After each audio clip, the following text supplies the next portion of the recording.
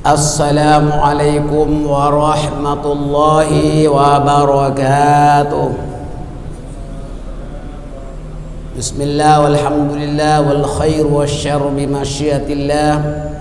Wassalatu wassalamu ala rasulillah Sayyidina Muhammadin ibni Abdillah al-qaimi bihuquqillah ma dhaqat illa farrajahallah wa ala alihi wa sahbihi wa man tabi'ahu wa wala hawla wala quwwata illa billah, amma ba'd. Para jemaah hadirin dan hadirat sekalian, malam ini kita akan kongsi berkenaan kelebihan dan fadilah berkorban. Dianjurkan setiap muslim yang ada kemampuan untuk berkorban setiap tahun. Firman Allah Subhanahu wa taala termaktub di dalam surah Al-Hajj ayat ke-34. A'udzu billahi minasy syaithanir rajim. Wa likulli ummatin ja'alna mansakan liyadhkuru ismallahi ala ma razaqahum min bahimatil an'am fa ilahukum ilahun wahidun falahu aslimu wa basyiril mukhbitin. Dan bagi setiap umat kami syariatkan berkorban agar mereka menyebut nama Allah terhadap binatang ternak yang telah dirizkikan Allah kepada mereka. Maka Tuhanmu ialah Tuhan yang Maha Esa. Oleh itu berserah dirilah kamu kepadanya dan berilah kabar gembira kepada orang-orang yang patuh. Wa basyiril mukhbitin, sampaikan berita gembira kepada orang-orang yang berkorban. Orang berkorban berarti orang yang patuh taat perintah Allah Subhanahu wa taala. Saudara, korban dan haji itu merupakan syiar min sya'airillah, acara keagamaan agama Allah Subhanahu wa taala.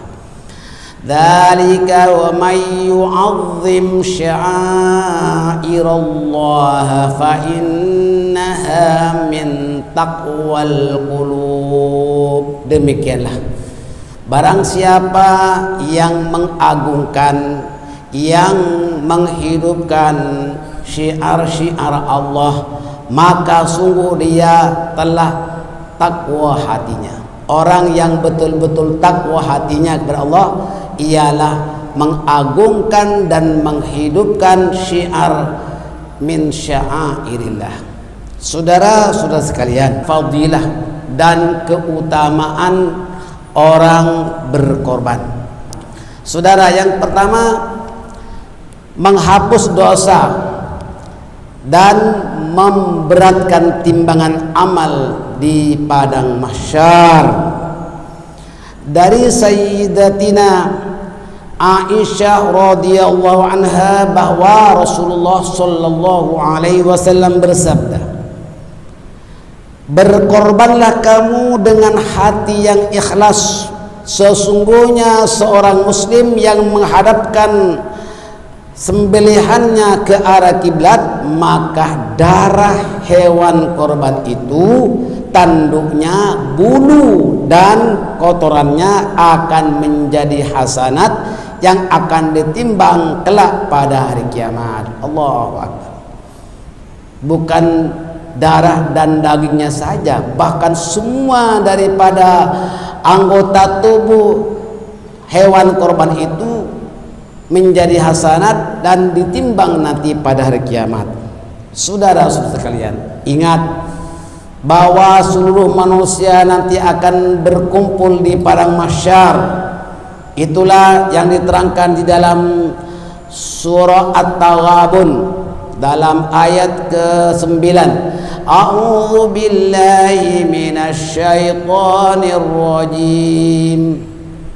Yauma yajma'ukum liyawmil yaumil jam'i dzalika yaumut taghabun wa may yu'min billahi wa ya'mal shalihan yukaffir anhu sayyi'atihi wa yudkhilhu jannatin tajri min tahtihal anharu khalidina fiha abada dzalikal fawzul azim. Surah At-Taghabun ayat ke-9.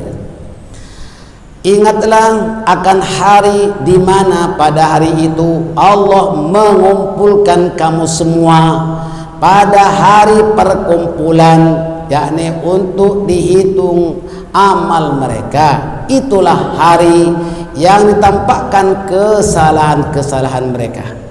Dan barang siapa yang beriman dan beramal soleh, niscaya Allah akan menghapus kesalahan-kesalahan mereka dan memasukkannya ke dalam surga yang mengalir di bawahnya sungai-sungai.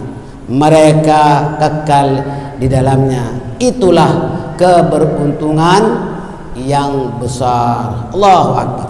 Jelas sekali bahwa di padang mahsyarati manusia akan berkumpul setelah diberikan buku amalnya. Ada yang diberikan daripada arah kanan, ada yang diberikan daripada arah kiri. Orang yang diberikan buku amalnya daripada arah kanan, wa amman utiya kitabahu biyaminihi fasawfa yuhasabu hisaban yasira. Allahu Akbar. Adapun orang-orang yang diberikan buku amalnya daripada arah kanan, maka itu diberi perhitungan yang mudah. Siti Aisyah radhiyallahu anha bertanya, "Ya Rasulullah, apa maksudnya hisab yasira? Apa maksudnya mudah dihitung amalnya?" Tidak dihitung, tak diperiksa sebetulnya. Dan ada orang yang diberikan buku amalnya daripada arah kiri. Ini orang-orang muslim yang berdosa, yang belum bertaubat, belum diampuni dosanya oleh Allah, sehingga dia dihitung dalam keadaan susah. Tapi insyaallah semua jemaah akan diberikan buku amalnya daripada arah kanan. Siapa yang menolong orang-orang yang menuntut ilmu, menolong orang-orang yang belajar ilmu pengetahuan, maka orang itu diberi kemudahan untuk mendapatkan keringanan, bahkan langsung dimudahkan perhitungannya di padang mahsyar. Saudara-saudara sekalian, firman Allah Subhanahu wa taala termaktub di dalam surah Al-Anbiya ayat ke-47, A'udzu billahi minasy syaithanir rajim. Wa nadhamul mawazinal qista liyaumil qiyamati fala tuzlamu nafsun syai'a wa in kana mithqala habbatin min khardalin ataina biha wa kafa bina hasibin. Allah. Dan kami, yakni Allah, akan adakan timbangan yang adil pada hari kiamat. Maka seorang itu tidak akan dirugikan sedikit pun. Dan jika ada amal mereka seberat dzarrah pun, pasti kami akan memberikan pahalanya. Dan cukuplah kami yang membuat perhitungan. Al-mizan yang paling adil itu diletakkan untuk menimbang amal. Siapa-siapa yang berkorban entah berapa kali selama hidupnya, dia akan memberatkan timbangan amalnya yang soleh, yakni ke kanan. Kalau sudah berat sebelah kanan, jelas sekali dia akan menjadi ahlul jannah. Itu perlunya kita dianjurkan untuk berkorban. Ini merupakan rahmat dan kasih sayang Allah kepada hambanya. Barang siapa yang pernah melakukan dosa-dosa besar atau kecil, sengaja atau tidak, maka berkat kita berkorban, dosanya diampuni oleh Allah Subhanahu wa ta'ala. Bapak Ibu sekalian, ingat, kalau kita tak mampu berkorban satu keluarga, satu orang didaftarkan untuk berkorban, niscaya satu orang itu mewakili ahlul bait, semua ahli keluarganya. Kalau mampu suatu keluarga tiap tahun dia berkorban, alhamdulillah. Bapak dan Ibu sekalian, tidak ada rekod bahwa orang berkorban itu tambah miskin, tidak pernah. Bahkan justru bertambah berkah. Saudara, dengan adanya al-mizan, maka nyatalah bahwa setiap amal manusia tidak akan disia-siakan oleh Allah, walaupun sekecil apapun. Sesungguhnya setiap kebaikan atau keburukan yang dilakukan oleh manusia di dunia pasti akan dinilai di sisi Allah Subhanahu wa ta'ala. Mari kita buatlah amal, walau sekecil-kecil amal, mesti dengan ikhlas.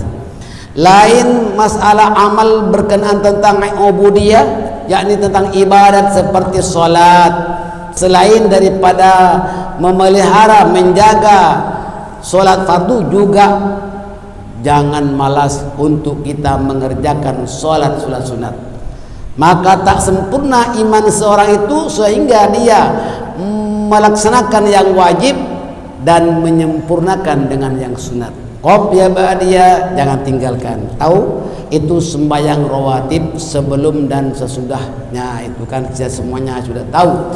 Dan lagi sholat tahajud, terutama sekali sholat tahajud itu setiap malam kita bangun, walaupun semua manusia semua tidur, kita bangun untuk bermunajat kepada Allah Subhanahu wa ta'ala dan beristighfar. Wabil ashari hum yastaghfirun. Mereka itu bangun waktu sahur, yakni sepertiga malam yang akhir, bermunajat kepada Allah, mohon ampun kepada Allah Subhanahu wa ta'ala, diampuni dosanya oleh Allah Subhanahu wa ta'ala, dan disampaikan segala hajatnya, apa cita-citanya ditunaikan oleh Allah. Tapi kita maaf saja memang malas bangun malam. Maka itu kan diterangkan di dalam surah Al-Isra. Wa minal laili fatahajjat bihi nafilatan laka asa ay yab'athaka rabbuka maqaman mahmuda wa qur rabbi adkhilni mudkhala sidqi wa akhrijni mukhraja sidqi waj'al li min ladunka sultanan nasira wa qul ja'al haqq wa zahaqal batil innal batila kana zahuqa. Anda lihat dalam kitab rutin subscription ataupun amalan rutin, semua yang sudah kami buatkan kepada semua jemaah. Dan ingat ya, selain itu ada sembahyang tasbih, ada sembahyang duha dan lain sebagainya. Itu ubudiyah, bagian ibadat-ibadat. Dan berapa kali dia pergi haji, berapa kali dia pergi umrah, kemudian dia berkorban berapa kali, semuanya ditimbang, termasuk kita bersedekah, berwakaf, amal jariah, membantu orang yang perlukan bantuan, semua dinilai oleh Allah, asalkan kita mesti ikhlas. Saudara-saudara sekalian, selanjutnya fadilah berkorban adalah mendatangkan keberkahan rezeki. Daripada Ibnu Abbas radhiyallahu anhuma bahwa Rasulullah sallallahu alaihi wasallam bersabda yang mafhumnya, tiada sesuatu yang lebih utama daripada uang yang dibelanjakan untuk berkorban pada hari raya Idul Adha. Orang yang berkorban akan diberkati rezekinya oleh Allah Subhanahu wa taala. Rezeki yang berkah dan rezeki yang tak berkah tak sama, jelas sekali. Walaupun orang itu mempunyai income, mempunyai pendapatan banyak, tapi tak cukup-cukup. Tapi kalau berkah, walaupun gaji tak banyak, sudah banyak kali pergi umroh, semuanya tercapai. Mohon kepada Allah Subhanahu wa taala, mohon tercapai segala cita-citanya. Ya, rezeki itu sebetulnya bukan berupa keuangan. Bapak, Ibu sekalian, rezeki itu bukanlah berupa keuangan. Bahkan rezeki itu apa saja yang membawa kesejahteraan dan kebahagiaan kita di dunia ini, itu juga rezeki. Dapat suami yang baik, Bu, itu rezeki. Pak, dapat istri yang baik, itu rezeki. Dapat menantu yang baik, itu rezeki. Dapat anak yang baik, rezeki. Dapat cucu yang baik, rezeki. Semua rezeki itu. Punya jiran yang baik, rezeki. Ya. Jadi rezeki ini juga jangan hanya fokuskan kepada uang saja, tetapi apa saja yang membawa kesejahteraan, nikmat daripada Allah, kita bersyukur kepada Allah. Apakah yang dinikmati oleh mata, dinikmati oleh hati dan sebagainya, itu rezeki daripada Allah. Nabi Sulaiman alaihissalam setelah dia melihat istana yang begitu indah, mahligai yang begitu megah, dia mengatakan, hadza min fadli rabbi liyabluwani aashkuru am akfur. Ini anugerah daripada Tuhanku untuk menguji aku, apakah aku ini bersyukur atau tidak. Nabi Sulaiman bersyukur kepada Allah Subhanahu wa taala. Rabbi auzi'ni an ashkura ni'mataka allati an'amta 'alayya wa 'ala walidayya wa an a'mala salihan tardahu wa adkhilni bi rahmatika fi ibadika salihin. Itu syukurnya Nabi Sulaiman. Nabi Sulaiman walaupun dia anugerahkan sejumlah kenikmatan, bukan keuangan saja, semua kenikmatan termasuk paham semua bahasa, ditakuti oleh jin, tahu bahasa burung, tahu bahasa semut. Tapi Nabi Sulaiman itu tetap tidak lupa untuk bersyukur kepada Allah Subhanahu wa taala. Itulah saudara sekalian, orang yang berkorban jelas sekali bertambah berkah rezekinya dan luas, datang daripada semua arah tanpa disangka-sangka. Ingat, orang yang berkorban akan diberkati rezekinya dan menjadi simpanan di akhirat. Manakala uang yang disimpan di dunia, disimpan di bank, itu belum tentu bermanfaat di akhirat. Ya mungkin digunakan di dunia. Mana-mana uang yang digunakan untuk ibadat, untuk kepentingan ubudiyah, dan juga untuk sosial, membantu orang-orang yang memerlukan, termasuk juga infak, wakaf untuk masjid, amal jariah, membantu orang-orang yang memerlukan bantuan, itu semuanya adalah merupakan amal yang akan mendatangkan fadilah besar di sisi Allah. Bapak dan Ibu sekalian, kurban ini ada dua aspek. Yang pertama untuk ubudiyah, yakni beribadah, ibadah kurban, maknanya ibadat. Yang kedua tentang sosial, untuk kepentingan masyarakat, yang dagingnya itu kan dibagi-bagi kepada fakir miskin sepertiga untuk orang yang tak miskin secara umum, dan juga yang sepertiga boleh diambil oleh orang yang berkorban. Yang lebih afdal adalah disedekahkan semua kepada orang-orang yang berhak menerimanya. Nah, artinya kalau kita mempunyai uang yang digunakan untuk perbelanjaan akhirat, itulah yang akan mendatangkan manfaat di akhirat. Ya begitu juga kalau suami itu memberikan belanja kepada istrinya, seorang suami istri memberikan belanja untuk anak-anaknya, itu juga merupakan nafkah fi sabilillah itu. Wajib memberikan nafkah kan? Jadi itu yang dimaksudkan, dan juga untuk orang lain. Nah, seperti perbelanjaan haji.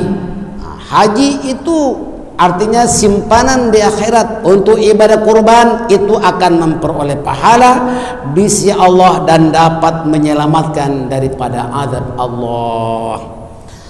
Saudara-saudara sekalian,